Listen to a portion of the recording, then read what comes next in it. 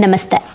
ಮನಸ್ಸು ಜೋಪಾನ, ಮೌನದ ನೋವಿಗೆ ಅಕ್ಷರಗಳ ಮುಲಾಮು ಬರೆದಿರೋದು ಪದಚಿನ್ನ ಅವರು. ಸೇಮ್ ಮರೆತು ಬಿಡು, ಮರೆಯುವುದಾದರೆ ಮರೆತು ಬಿಡು ಅಂತ ನಮ್ಮ ನೆಕ್ಸ್ಟ್ ನೋಡೋಣ. ಏನನ್ನೋ ಮರೆಯಲು ಇನ್ನೇನೋ ಅಭ್ಯಾಸ ಶುರು ಮಾಡಬೇಕು ಅನ್ನುವುದು ತಪ್ಪು ಕಲ್ಪನೆ. ನೀನು ಸಿಗರೇಟು ಸೇದುವ ಜನರನ್ನು ಒಮ್ಮೆ ಕೇಳಿ ನೋಡು. ಬಹುತೇಕರು ಹೇಳುವ ಮಾತು, ಬಿಡಬೇಕು ಅಂದ್ಕೊಂಡಿದ್ದೀನಿ, ಕಡಿಮೆ ಮಾಡಿದ್ದೇನೆ, ಯಾವಾಗಲೂ ಶುರುವಾದ ಅಭ್ಯಾಸ ಹೋಗ್ತಾ ಇಲ್ಲ, ಹೀಗೆ ಹೇಳ್ತಾರೆ. ಇದನ್ನು ಬಿಡಬೇಕು ಅಥವಾ ಅದು ಒಳ್ಳೆಯದಲ್ಲ ಎಂದು ಗೊತ್ತಿದ್ದ ಮೇಲೂ ಸೇದುತ್ತಾರೆ ಎಂದರೆ ಅದು ಅಭ್ಯಾಸ ಅಷ್ಟೆ. ಅದರಿಂದ ಉಪಯೋಗ ಹುಡುಕುತ್ತಿದ್ದಾರೆ ಅಂತ ಅಲ್ಲ. ಅದು ಹೊಸ ಸಮಸ್ಯೆಗಳನ್ನು ಸೃಷ್ಟಿ ಮಾಡುತ್ತಿದೆ ಹೊರತು ಇರುವ ಸಮಸ್ಯೆಗಳನ್ನು ದೂರ ಮಾಡ್ತಾ ಇಲ್ಲ. ಇವೆಲ್ಲವೂ ನಿನಗೂ ಗೊತ್ತಿರುವಂಥದ್ದೇ ಅಲ್ವಾ? ನಮಗೂ ಗೊತ್ತು ಇದರಿಂದ ಏನು ಡ್ಯಾಮೇಜ್ ಆಗ್ತಿದೆ ಅಂತ. ಆದರೂ ಬಿಡೋಕ್ಕಾಗ್ತಾ ಇಲ್ಲ ಅಂತೀವಿ ಅಂದರೆ ಅದು ನಿರ್ಧಾರ ಇಲ್ಲ, ಅಭ್ಯಾಸ ಮಾಡ್ಕೊಂಡಿದ್ದೀವಿ, ನಾವೇ ಮಾಡ್ಕೊಂಡಿರೋ ಅಭ್ಯಾಸ ಅಂತ. ಕೇಶವಮೂರ್ತಿಯವರ ಮಾತುಗಳನ್ನು ಕೇಳಿದ ಬಳಿಕ ಒಂದು ನಿರ್ಧಾರಕ್ಕೆ ಬಂದೆ ನಾನು. ಅಂದರೆ ನಾವೆಲ್ಲ ಬರೋಣ, ಒಂದಿಷ್ಟು ಹೊಸ ಅಭ್ಯಾಸಗಳನ್ನು ಶುರು ಮಾಡುವ ತೀರ್ಮಾನಕ್ಕೆ ಬಂದೆ. ಕೇಶವಮೂರ್ತಿಯವರ ಹಳೆಯ ಒಂದು ಟ್ರಂಕಲ್ಲಿ ಯಾವುದೋ ಹಳೆಯದೊಂದು ಡೈರಿಯಲ್ಲಿ ಇದ್ದ ಒಂದು ಲಕೋಟೆಯನ್ನು ಕಂಡಿದ್ದೆ.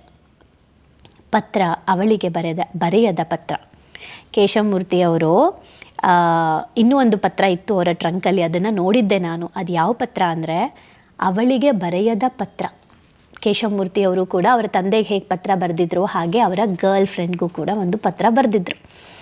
ಏನು, ಅವಳ ಮೇಲೆ ಅವನಿಗಿದ್ದಿದ್ದು ಪ್ರೀತಿಯೋ ಅಲ್ಲವೋ ಎಂಬ ಸ್ಪಷ್ಟತೆ ಅವನಿಗೂ ಇರಲಿಲ್ಲ. ಆದರೆ ಅವಳಿಗೆ ಎಂದು ಬರೆದ ಪತ್ರ ಅವಳಿಗೆ ಎಂದು ತಲುಪದ ಪತ್ರ ಇದು. ಕೊನೆಯ ಒಂದು ಭೇಟಿಯಲ್ಲಿ ಈ ಪತ್ರವನ್ನು ಅವಳ ಕೈಗೆ ನೀಡಲು ಮುಂದಾದವನು, ಈ ಪ್ರೀತಿ ಮನಸ್ಸಿನಲ್ಲಿರುವುದು, ಈ ಭಾವ ಪತ್ರದಲ್ಲಿರುವುದು ಒಳ್ಳೆಯದು ಅಂತ ಅನಿಸಿ ಅದನ್ನು ಕೊಡಲೇ ಇಲ್ಲ. ಈಗಲೂ ಆ ಪತ್ರ ಅವನ ಪರ್ಸಿನ ಸಪರೇಟ್ ಖಾನೆಯಲ್ಲಿ ಹಳೆಯ ಪೆಟ್ರೋಲ್ ಬಿಲ್ಗಳ ಜೊತೆ ಭದ್ರವಾಗಿದೆ. ಎಂದಿಗೂ ಸಿಗದ ಪ್ರೀತಿಯೇ, ಏನು ಬರೆದಿದ್ರು ಅದರಲ್ಲಿ ಅಂತ.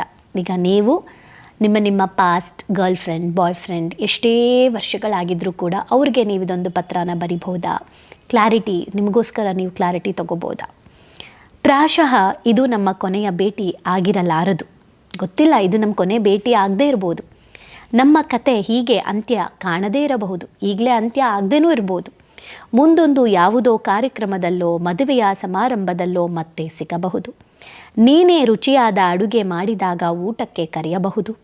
ಅಥವಾ ನೀನೇ ಹೇಳಿದ ಹಾಗೆ ತಿಂಗಳಿಗೋ 2 ತಿಂಗಳಿಗೋ ಒಮ್ಮೆ ಭೇಟಿಯಾಗಬಹುದು. ಗೆಳೆಯರೆಲ್ಲ ಒಟ್ಟಾಗಿ ಕುಳಿತು ಮಾತನಾಡುವ ಸಂದರ್ಭ ಬರಬಹುದು. ಒಟ್ಟಿಗೆ ಸಿನಿಮಾ ನೋಡುವ ಅವಕಾಶ ಸಿಗಬಹುದು. ಬದುಕಿನ ತಿರುವುಗಳಲ್ಲಿ ಆಗಾಗ ಎದುರುಗೊಳ್ಳಬಹುದು. ಅಥವಾ ಇದಾವುದೂ ಆಗದೆ ನಿನ್ನ ನೆನಪಿನಲ್ಲಿ ನಾನು ನನ್ನ ಕನಸಿನಲ್ಲಿ ಮಾತ್ರ ನಿನ್ನನ್ನು ಉಳಿಸಿಕೊಳ್ಳಬಹುದು. ಅದೇನೇ ಆದರೂ ಇದೊಂದು ವಿಷಯ ನಿನಗೆ ಹೇಳಿಬಿಡಬೇಕು ಎಂದು ಬಹಳ ಕಾಡುತ್ತಿದೆ. ಹೇಳಬಾರದು ಎಂದು ಬಹಳ ಕಷ್ಟಪಟ್ಟಿದ್ದೇನೆ, ಒಬ್ಬನೇ ಒದ್ದಾಡಿದ್ದೇನೆ. ನೀನು ಓಡಾಡುವ ಬೀದಿ ಬದಿಯ ಫುಟ್ಪಾತ್ ಮೇಲೆ ಕುಳಿತು ನಿನ್ನಿಷ್ಟದ ನಾಯಿಗೆ ಬಿಸ್ಕೆಟ್ ಹಾಕುತ್ತಾ ಕಣ್ಣೀರಿಟ್ಟಿದ್ದೇನೆ. ಅದು ಕೂಡ ಸಮಾಧಾನ ಮಾಡಲು ಯತ್ನಿಸಿ ಈಗ ನನ್ನ ಮೇಲೆ ಮುನಿಸಿಕೊಂಡಿದ್ದೆ. ನನ್ನನ್ನು ಕಂಡರೆ ಕೂಗುತ್ತೆ, ರಾತ್ರಿ ಒಬ್ಬನೇ ಬಂದರೆ ಹೆದರ್ಸುತ್ತೆ, ಸಾಧ್ಯವಾದಷ್ಟು ದೂರ ಹಿಂಬಾಲಿಸುತ್ತೆ. ಈಗ ಹೇಳದೆ ಸುಸ್ತಾಗುವುದಕ್ಕಿಂತ ಹೇಳಿ ಹಗುರಾಗುವುದು ಒಳ್ಳೆಯದು ಅಂತ ನನಗನ್ನಿಸಿದೆ. ಆದರೆ ಹೀಗೊಂದು ಪತ್ರ ಬರೆಯುತ್ತೇನೆ ಎಂದು ಯಾವತ್ತೂ ಅಂದುಕೊಂಡಿರಲಿಲ್ಲ. ವಿಷಯ ಇಷ್ಟೆ, ನೀನು ತುಂಬ ಒಳ್ಳೆಯವಳು, ನೀನು ತುಂಬ ಮುಗ್ಧೆ, ಕಾಳಜಿ ತೋರುವ ಮನಸ್ಸು ನಿನ್ನದು, ನಗು ಮಾತು ಎಲ್ಲವೂ ನನಗಿಷ್ಟ. ನೀನು ಎಂದರೆ ಮನಸ್ಸಿಗೆ ಸಮಾಧಾನ, ನೆಮ್ಮದಿ ಮತ್ತು ಖುಷಿ. ಪ್ರತಿ ಬಾರಿ ನಿನ್ನ ಭೇಟಿ ಮಾಡುವಾಗ ಆಗುವ ಆನಂದ, ನೀನು ಹೊರಡುವಾಗ ಆಗುವ ತಳಮಳ ಎಲ್ಲವನ್ನೂ ಮನಸ್ಸಿನಲ್ಲಿಯೇ ಅನುಭವಿಸಿದ್ದೇನೆ.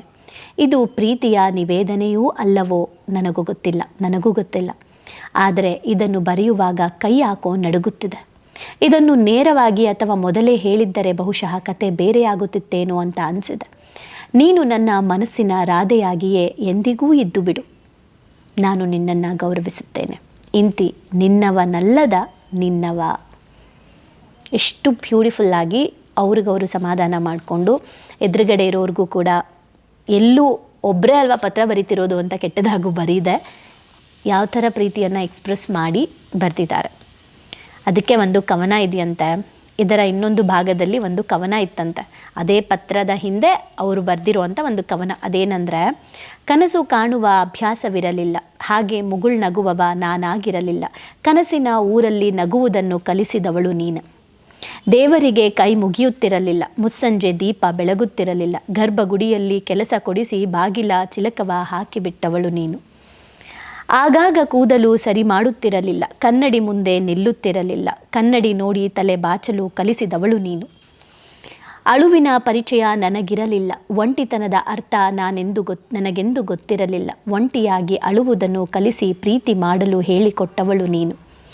ನೀ ಕಾರಣ ಹೇಳದೆ ಹೋಗಿಬಿಟ್ಟೆ. ಒಂದು ಈಸಿಯಾಗಿ ಹೇಳ್ತಾ ಇದ್ದೀನಿ, ಒಂದು ಕ್ಲಾರಿಟಿಗೆ. ಓಕೆ, ಇವೆರಡನ್ನೂ ಅವರ ಮುಂದೆ ಓದಲು ಹೋಗಲಿಲ್ಲ, ನಾನು ಕದ್ದುಕೊಂಡು ಬಂದಿದ್ದೆ. ಅದನ್ನು ಕೇಶವಮೂರ್ತಿಯವರ ಬಾಕ್ಸಿಂದ ಇವರು ಕತ್ಕೊಂಡು ಬಂದು ಓದಿರೋದು. ಮನೆಗೆ ಬಂದು ಓದಿದ ಬಳಿಕ ಕೇಶವಮೂರ್ತಿಯವರ ಬಳಿ ಇನ್ನಷ್ಟು ಕುತೂಹಲಕಾರಿ ಕಥೆಗಳಿರಬಹುದು ಅಂತ ಯೋಚಿಸಿದೆ. ಬರೀ ಇನ್ನೂ ತುಂಬ ಡೀಪ್ ಇದೆ.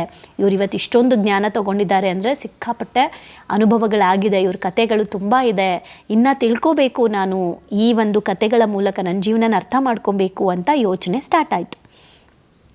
ನಾನು ಏನಾದರೂ ಬರೆಯಬೇಕು, ನಾನು ಈ ಥರದ್ದೇನಾದರೂ ಬರೀಬೇಕು ಅಂತ ನಿರ್ಧರಿಸಿದೆ. ಆದರೆ ಮೊದಲು ನನ್ನಲ್ಲಿದ್ದ ಕೆಲವು ಪ್ರಶ್ನೆಗಳನ್ನು ಮನಸ್ಸಿಗೆ ಕೇಳಬೇಕು ಅಂತ ಬೆಳಗ್ಗೆ 11 ಗಂಟೆ 11 ನಿಮಿಷ ಆಗೋವರೆಗೂ ಕಾದೆ. ಯಾಕೆ? Because daily ಬರಿಬೇಕಲ್ಲ.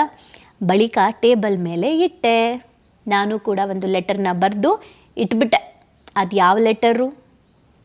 ಮನಸ್ಸು ಮಾತಾಡಿರೋದನ್ನು ಕೇಳಿಸ್ಕೊಂಡು, ಕೇಶವಮೂರ್ತಿಯವ್ರು ಮಾತಾಡಿರೋದನ್ನು ಕೇಳಿಸ್ಕೊಂಡು, ಇಬ್ಬರ ಮಾತುಗಳನ್ನು ಕೇಳಿಸ್ಕೊಂಡು, ಮರೆಯೋದು ಎಷ್ಟು ಒಳ್ಳೆಯದು, ನೆನಪಲ್ಲಿ ಇಟ್ಕೋಬೇಕಾಗಿರೋದು ಯಾವುದು ಅನ್ನೋದ್ರ ಬಗ್ಗೆ ಎಲ್ಲ ಅರ್ಥ ಮಾಡಿಕೊಂಡು, ನನ್ನ ಲಾಜಿಕ್ ಮೈಂಡ್ ಈಗ ನನ್ನ ಮನಸ್ಸು ಜೊತೆ ಏನನ್ನು ಮಾತಾಡುತ್ತೆ, ಇಷ್ಟೆಲ್ಲ ತಿಳ್ಕೊಂಡ ಮೇಲೂ ನನ್ನ ಮೈಂಡ್ ಇದನ್ನು ಒಪ್ಕೊಳ್ಳುತ್ತಾ, ಅದಕ್ಕೇನು ರಿಪ್ಲೈ ಮಾಡುತ್ತೆ ಅನ್ನೋದನ್ನು ನಾಳಿನ ಎಪಿಸೋಡಲ್ಲಿ ನೋಡೋಣ. ಇಷ್ಟು ಖತರ್ನಾಕಲ್ಲ ಮೈಂಡು. ಸೊ ಏನು ಅರ್ಥ ಆಯಿತು? ಈ ಒಂದು ಲವ್ ಲೆಟರ್ ಅಂತ ಹೇಳ, ಅಥವಾ ಬರೆಯದ ಲವ್ ಲೆಟರ್ ಅಂತ ಹೇಳ, ತಲುಪದ ಲವ್ ಲೆಟರ್ ಅಂತ ಹೇಳ, ಏನು ಅರ್ಥ ಆಯಿತು ಇದ್ರ ಬಗ್ಗೆ ಅಂತ ಕಮೆಂಟ್ ಮಾಡಿ. ಹಾಗೆ ನೀವು ಕೂಡ ನಿಮ್ಮ ಹಳೆಯ ಯಾವುದು ಪಾಸ್ಟ್ ಪ್ರೀತಿಯನ್ನು ಪ್ರೀತಿಸಿ ಅಷ್ಟೇ, ಗೌರವಿಸಿ ಅಷ್ಟೇ. Thank you.